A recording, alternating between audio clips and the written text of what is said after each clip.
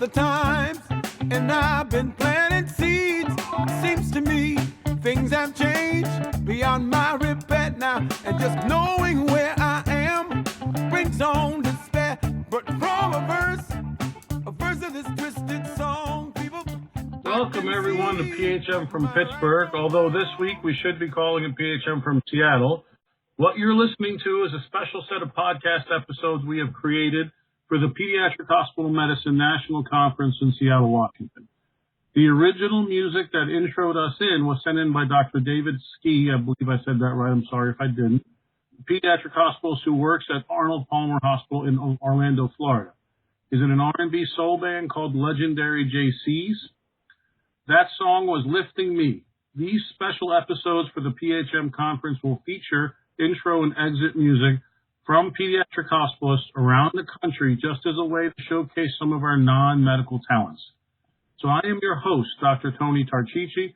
I'm a MedPeds trained pediatric hospitalist at UPMC Children's Hospital of Pittsburgh. And we've had this podcast going since October of 2016 when PHM became a subspecialty. This episode is part of our special educational series on leadership in pediatrics.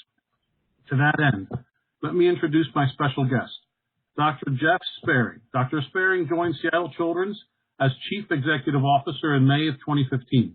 He's a passionate advocate for providing the best care and groundbreaking cures for children worldwide and integrating research into clinical advancements.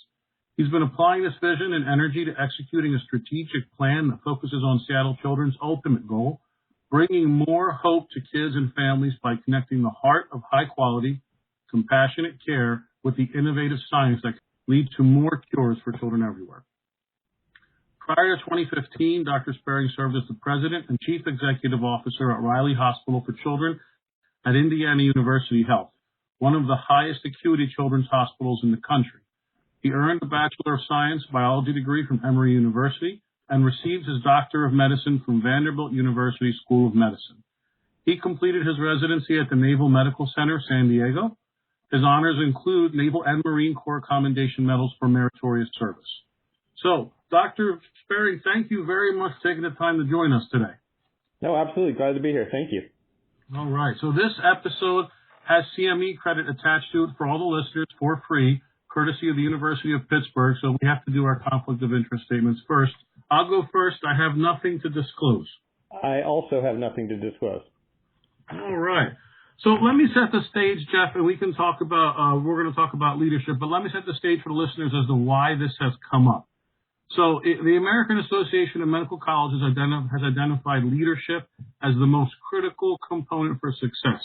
And in researching this topic myself, every book, TED Talk, lecture at a business school, academic article, or regular layperson article for leadership starts out in almost the exact same way. It discusses the void in leadership and how we need more good leaders. So I'm going to start by asking you, do you think we can do it generally and specifically for physicians? Do you think as a whole, we as a society or a country need more good leaders? And do you think we need more good physician leaders in medicine?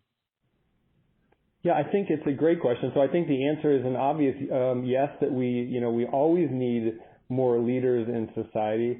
And I think specifically as we talk about physician leaders, I would say, I think it's both that we need more physician leaders, but I think part of this as well is the understanding that physicians by definition are leaders. So, I think for all of us, it really is understanding our role as physicians, as leaders inherently, and then how we think about that leadership role and then what we do with it.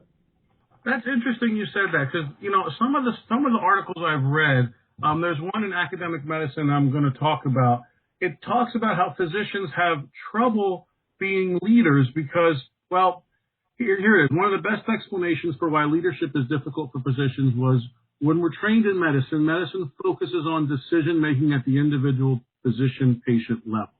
So, but leadership kind of involves, from what I understand, stepping away from this, examining problems from a systems level, and they call it like the balcony perspective. This was in MJM 26 by Collins Nakai, Leadership in Medicine. So do you think that we really are, as physicians, natural leaders? So I think, again, what I would always try to differentiate and try to do this as I talk to, especially to young physicians who come in, want to ask about, kind of journeys in leadership or what they want to accomplish. I think you have to separate exactly what you described, the technical expertise of being, a physician and understanding physiology and medicine and those things from the leadership role. And the way that I think about that is we are trained, obviously, with a lot of expertise in, how to make the right decisions, based on what we're seeing in front of us, being able to make the diagnosis, kind of put a therapeutic plan together. But leadership, the essential definition of leadership for me is accomplishing more with a team than you can ever do by yourself. And if I think about that in the way that we practice, and especially as hospitalists, I think we're the perfect kind of example of this. We may be the technical experts as the physician, but we can't accomplish what we need to for that patient or that family completely on our own. And so I think, again, the leadership role is not just being the technical expert, but how do you bring the team around you to accomplish what you need in the outcome? And again, in that sense, for me, physicians are always leaders because in order for us to do the right thing for patients and families, it always has to involve a team and what our role is in really bringing that team together to get the best outcome. And then again, you bring that kind of individual expertise with it. But so I do. My bias is that whether we want to or not, physicians are seen as leaders within the healthcare system and within teams. So I think we have to embrace that role and understand that. I also think that sometimes we get confused or we try to put together leadership with titles. And again, for me, it's always trying to be mindful of, you are a leader whether you have some advanced title or, some greater sense within a group. And so I think, again, kind of embracing that role as a leader, as a physician, I think is critical. So can I ask you then, what's your leadership style? How would you label it? I'd say that, the leadership style, I think you always have an inherent leadership style. And then, I think, again, as all of us, you have to be able to adapt to the right situation. And so for me, my kind of inherent core leadership style is very much supportive, coach, more listener than director, really thinking about, again, what the ultimate need of the team, and in our case, with the work that we do, kind of the patient and family, and then really being able to support them to be able to get the best outcome for that. So I'm a big fan of Simon Sinek. One of my favorite leadership books is Leaders Eat Last. A little bit kind of out of my military background and training as well. So that's, at my core, I am much more support the team, generate really good diverse ideas, and then help them to kind of move that forward. But I also think, just like in clinical medicine, you can do that on rounds, and you can have, rounds where you're really trying to get that input from your residents and medical students. But if, the patient starts to code, there's that sense that, okay, now I just need to take over. And sometimes in leadership, you have to know when you need to be that, stand from behind and really support the team. And then sometimes you do need to be a little bit more directive. So I think you always have a core leadership style, but I think really good leaders adapt to the situations that they're in. So if you're a fan of Simon Sinek and then of course your military training, I'm going to assume you agree that anyone can be a leader, some better than others, with appropriate training. I think that's exactly right. I think inherently for all of us that, if you made it through medical school and the work that we did in pediatric residency, there's something about you inherently that there's leadership there. It's then again, a little bit of how do you develop that? How do we embrace it? And then, what can we do as an organization and as a group of colleagues to best support each other in that?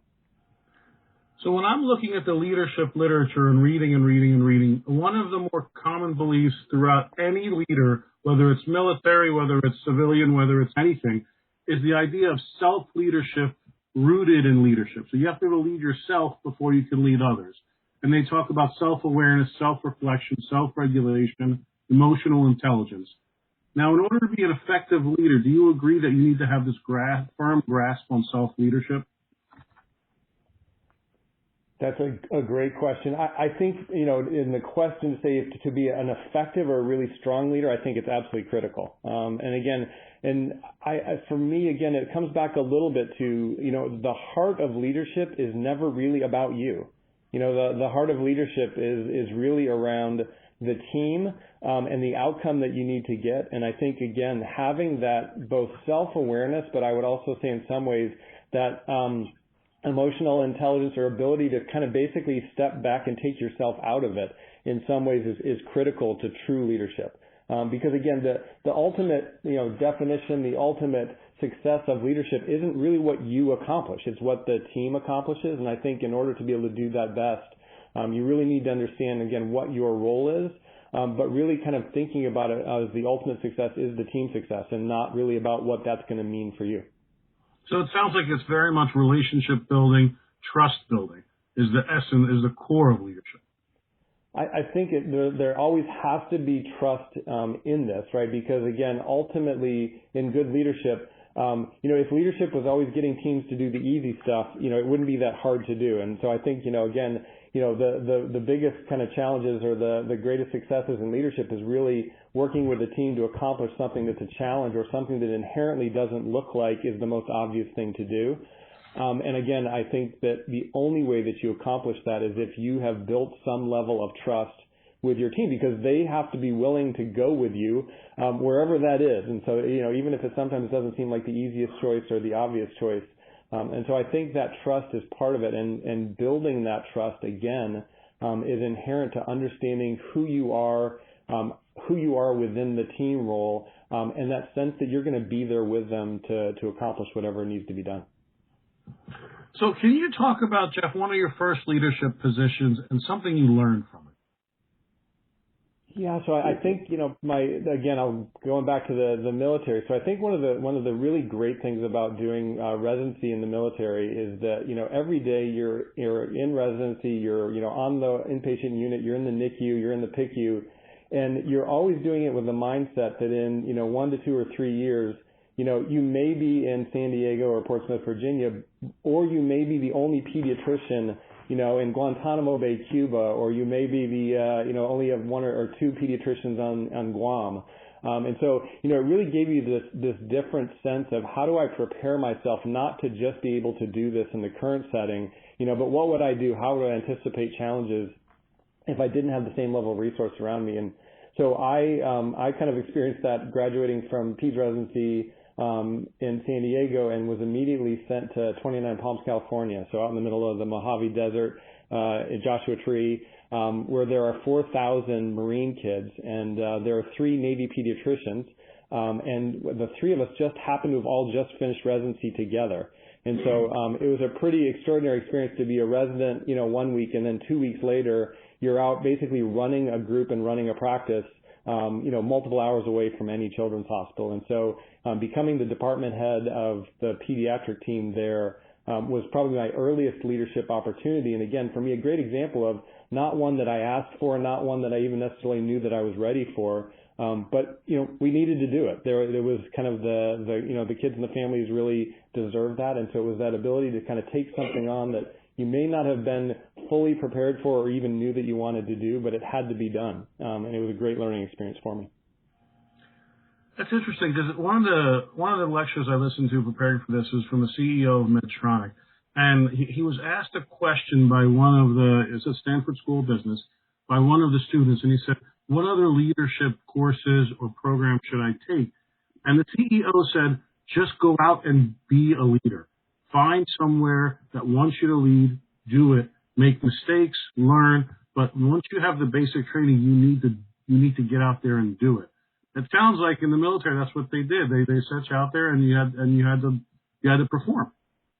I think it's again, most of the time in the military, it's not like we sit down in classes and do leadership, right? It really is through the experience. It's the experience of every 2 to 3 years getting placed somewhere else, having to quickly build those collaborative teams with people that you've never met before, to accomplish the goal. And many times, as you described, kind of getting thrown into a scenario or a position that you didn't have formal training for and maybe didn't even feel necessarily ready to do, but it had to be done. And I would say that has been kind of consistent, even outside of the military. And for many of my, colleagues, again, in leadership roles, most of this happened because we were just the ones that were willing to take on a challenge or a task that didn't seem obvious, but we were willing to do it. And I think, again, in a lot of ways, those were the best learning moments. Can we talk about mistakes in leadership if that's possible? It keeps popping up in the literature and everywhere that part of leadership is willingness to make mistakes. Mistakes are teachers for leaders.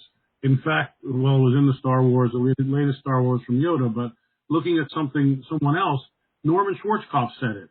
He has a great story he tells about how his general and him were at a briefing, and there was this very complicated topic that neither of them understood. And at the end, the general who was above him made a decision, and he asked him, "How did you know to do that?" Neither of them understood that, and he said, "We need to make a decision, keep moving the ball forward. We'll make mistakes, but we can't just sit on this." So do you agree that mistakes for leaders are going to happen, and they're how you learn if you're a self-reflective person? Yeah, no, I completely agree. Again, I think, all of us, again, that's part of, that self-awareness as a leader is understanding, you're always going to make mistakes. So I think, anyone that senses that, becoming a leader, I'm going to be the expert all the time and I'll get my decisions right, just isn't the reality of how this works. And I think, mistakes are the way that, we learn and we get better. And, I've made plenty of them. I think the interesting thing, so if I think about kind of some of the biggest mistakes that I've made, almost to your scenario, they've really been more around actually delaying making a decision because I wanted to get more data or more information. And I would say that as physicians, that sometimes can be the challenge that we have in leadership roles, right? And especially for those of us that are pediatricians and pediatric hospitalists, when you're in the physician role, your decisions kind of sometimes have such huge implications, right? You want to make sure you get all the data that you need, before you make that decision or you make that diagnosis or therapeutic decision. And I think in some ways then when we step outside of the pure medical delivery side of it into leadership roles, we always are craving, more information, more data to make decisions. And so I think one of the things that I have struggled with sometimes is that I have been too slow to make decisions, really hoping that I could get all the data that would really help reinforce the decision. And so as I've progressed in my career, I have learned to be much more comfortable only getting, 70% or 75% of the data and just making the decision. And again, as you said, you'll get it right a lot and you'll get it wrong a lot and you'll learn every time that you get it wrong. But, again, as I learn and read more from Jeff Bezos and others here in Seattle, Jeff talks all the time about, the biggest thing about leadership is making quick decisions, and that sometimes a quick decision is sometimes even better than a right decision. In that sense that really in leadership roles, decisiveness, being able to make those decisions and then learn from the mistakes when you get it wrong is really important. That's interesting. The same thing pops up what I've read from military generals, specifically going back to Ulysses S. Grant. They say the same thing. Fast decision, act on the fly. They're dealing with different situations we are in medicine, but it does sound like this is an area where our training works against us. Yeah, I think it works both for and against, right? So I think the best part of it is, again, in both our training and then as pediatric hospitalists, as we think about, being on service, really complex situations with a lot of variables coming in from all different angles, having to take in really diverse inputs from, the patient, from the family, from your team, from nurses, from others, and then really quickly synthesize data, I think is a really helpful skill set to be able to have. Again, I think the leadership comfort then becomes how much of that do you need to synthesize and at what comfort level do you have enough to make a decision and move on and learn. And again, the stakes aren't as high when it's not directly involving a patient. And so I think it's being comfortable of taking all those great skills that, that we have and we learn in our training and practice, using them, but outside of the direct patient care side, just being willing to take a little bit of a chance sometimes, even if you don't have all the data that you feel like you'd really like.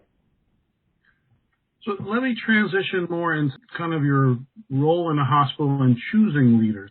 The medical literature, especially articles in academic medicine, describe this accidental administrator model, how physicians are promoted due to career achievements, but a lot of times it's research and grants specifically, with much less emphasis put on any management skills or experiences they have.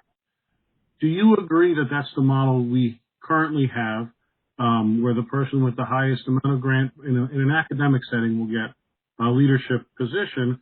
And is that the right way to do it?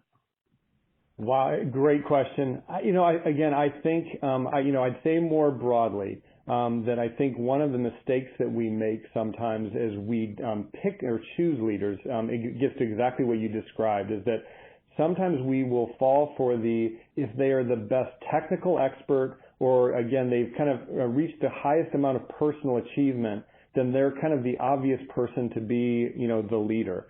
And again, I'll go back to then my core, which is if true leadership is never about what you achieve personally, but it's how you build a team and then how that team achieves.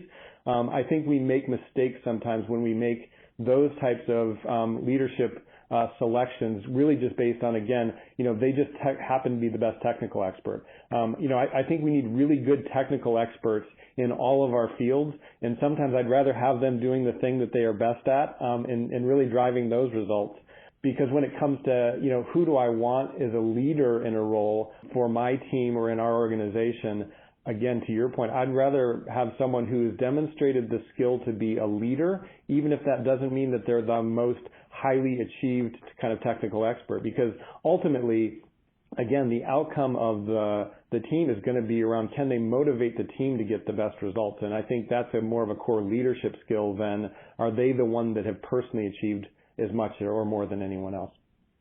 How do you judge that? How do you take someone, let's say they're going for a division director position in the Department of Hospital Medicine somewhere, and you're asked to interview them for one reason or another. How do you judge that they've been able to make that team improve as a leader?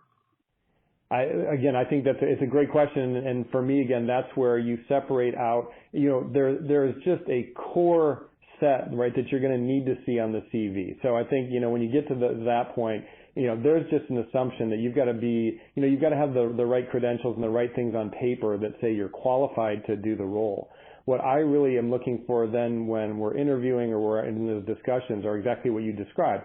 I'm looking for, giving me examples, again, of not about what you did, but how you took a challenging situation, and brought a team together, to achieve an outcome that, again, didn't either seem possible or obvious.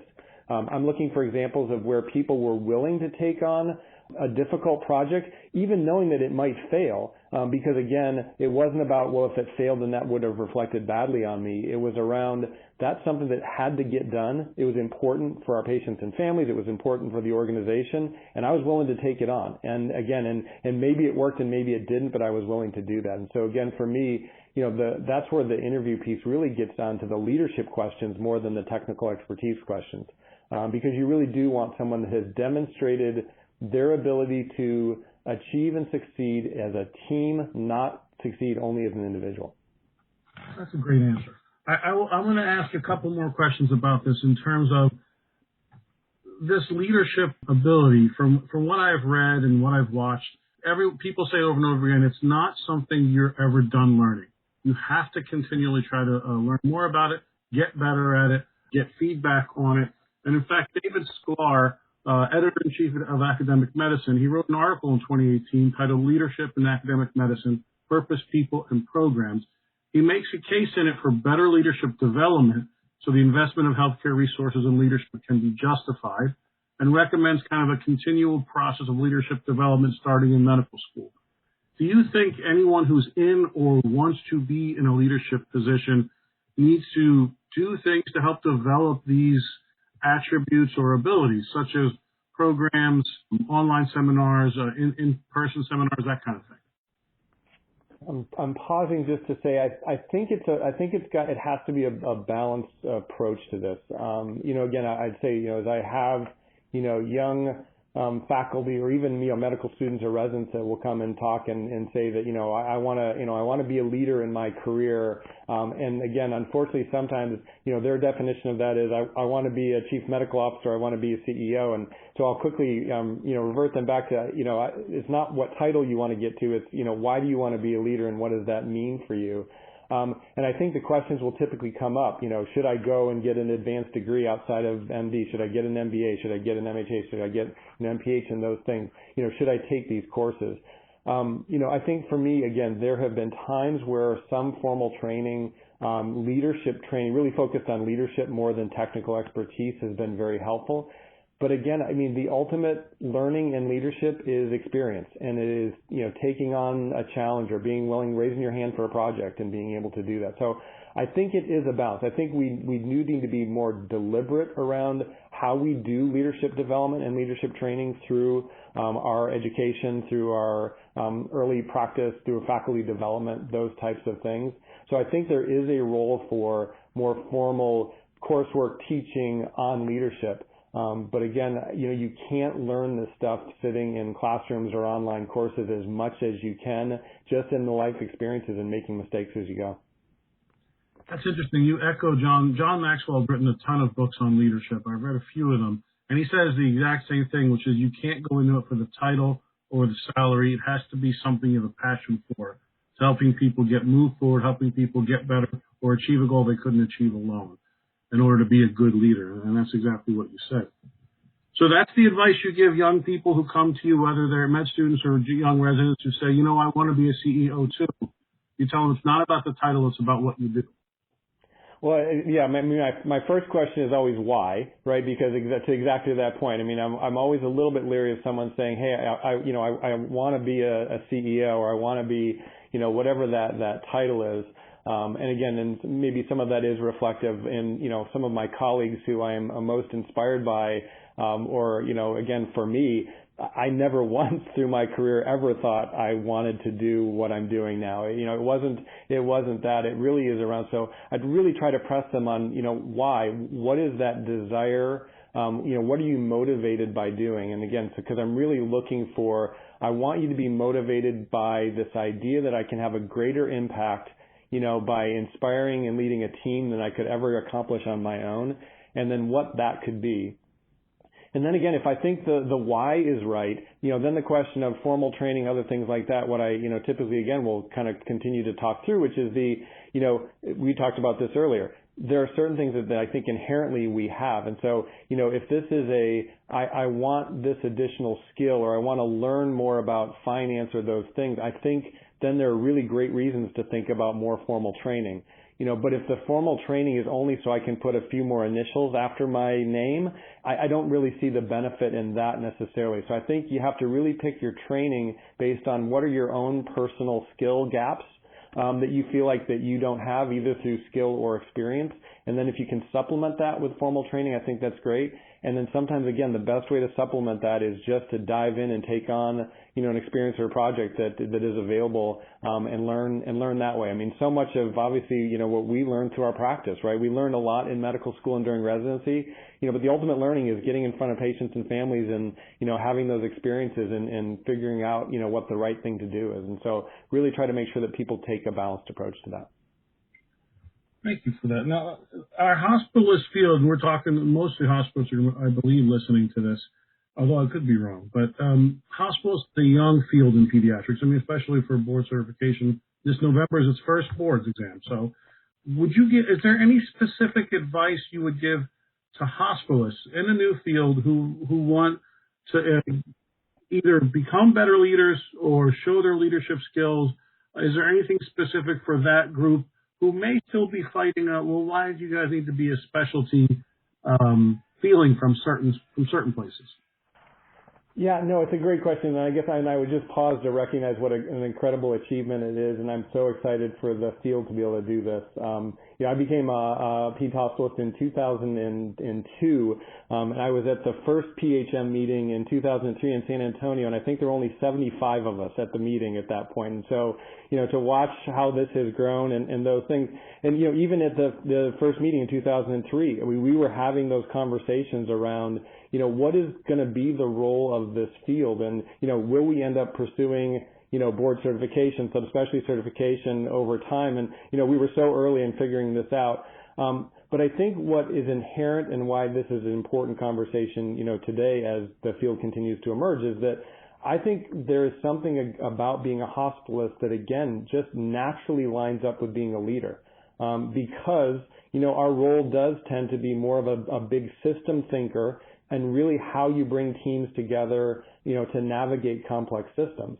We are not just singularly organ or singularly system focused, and really just trying to get that part of it right. And so I think in a lot of ways, people that have chosen a career as pediatric hospitalists have really set themselves up well to be leaders because they are thinking about things more broadly than just, the patient and family right in front of them and what do I need to do for my specialty. It is really around how do we make the systems of care or this hospital system or transitions back to the primary care provider, better, more effective. And again, that work in quality and really bringing teams together, I think is what has enabled a lot of hospitalists to just kind of naturally progress as leaders. If you look around the country, again, I think, a lot of emerging roles as chief medical officers and CEOs, I think more and more are going to be pediatric hospitalists because I think in a lot of ways we're really kind of set up well to do that.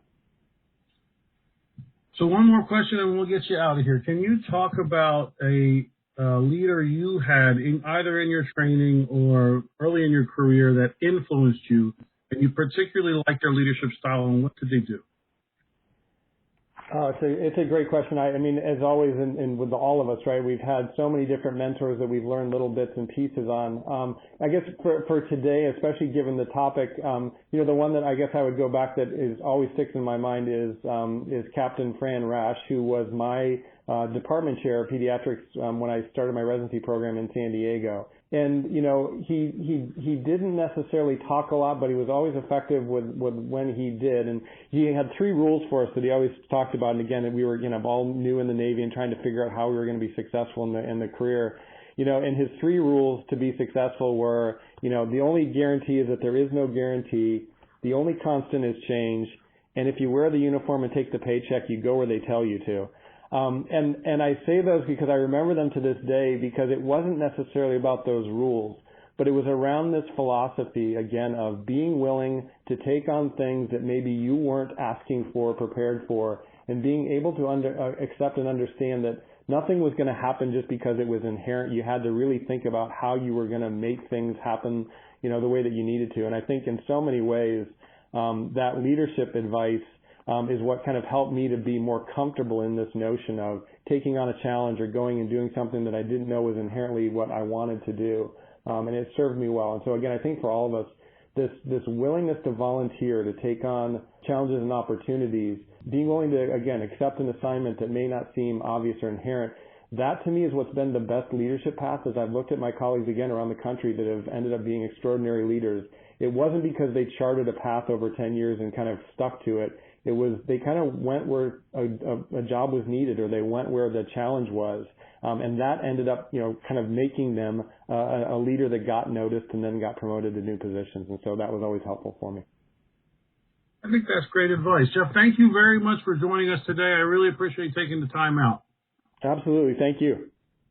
So we're going to do some quick acknowledgments. Thank you to the American Academy of Pediatrics Society of Hospital Medicine for allowing us to do this. Thank you for all of you who are listening at home or in your hotel room or wherever you are. And thank you to the University of Pittsburgh and Children's Hospital Pittsburgh for continually supporting this podcast. As promised, we are now going to exit you out on another track from the band, the legendary JCs, with Dr. David Ski as the hospitalist who is in the band. This song is called New Man. And I got to say, I like this group. Thank you, everybody. Have a great time at PHM. Have a great day.